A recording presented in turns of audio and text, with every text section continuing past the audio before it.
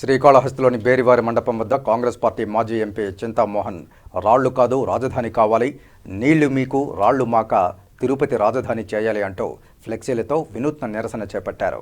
ఈ సందర్భంగా మాజీ ఎంపీ చింతామోహన్ మాట్లాడుతూ రాయలసీమ పూర్తిగా వెనుకబడ్డ ప్రాంతమని, ఇక్కడ ప్రజలు అనేక ఇక్కట్లు పడుతున్నారని, రైతన్నలకు నీరు లేక సాగుబడికి ఇబ్బంది పడుతున్నారని, వీటన్నిటినీ పరిష్కరించాలంటే రాజధాని రాయలసీమకు రావాలని, తిరుపతి రాజధానిగా చేయడానికి ప్రతి ఒక్కరూ ఆమోదయోగ్యంగా ఉన్నారని, బ్రహ్మంగారు 300 ఏళ్ల క్రితమే తిరుపతి రాజధాని అవుతుందని తెలియజేశారని తెలిపారు.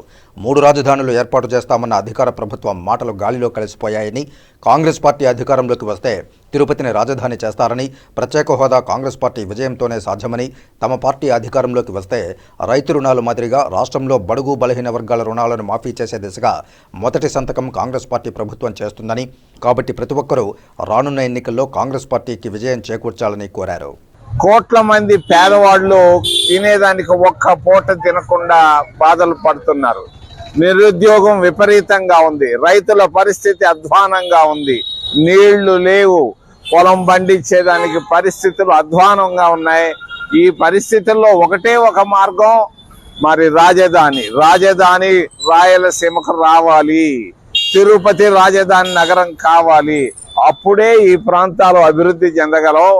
300 సంవత్సరాల నాడు బ్రహ్మంగారు చెప్పారు తిరుపతి రాజధాని అవుతుందని. 70 సంవత్సరాల నాడు ఎన్జి రంగా గారు తిరుపతిని రాజధాని చేయమంటే సంజీవ్ రెడ్డి తీసుకొని వెళ్ళాడు అక్కడికి, కర్నూలుకి, హైదరాబాద్కి వెళ్ళింది. ఈ రోజు తుళ్ళూరులో పెట్టినటువంటిది మరి తుస్సని పోయింది. విశాఖపట్నం అన్నాడు, అదే పోయింది. 3 రాజధాని లేదు, ఏ రాజధాని లేకుండా పోయింది.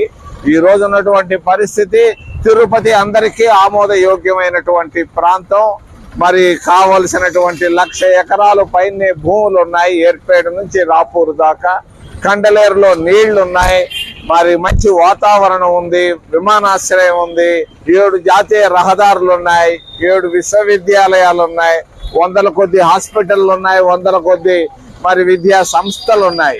ఇటువంటి ప్రాంతం తిరుపతి మంచి ప్రాంతం. భారతదేశంలోనే ఇటువంటి ప్రాంతం ఎక్కడా లేదు.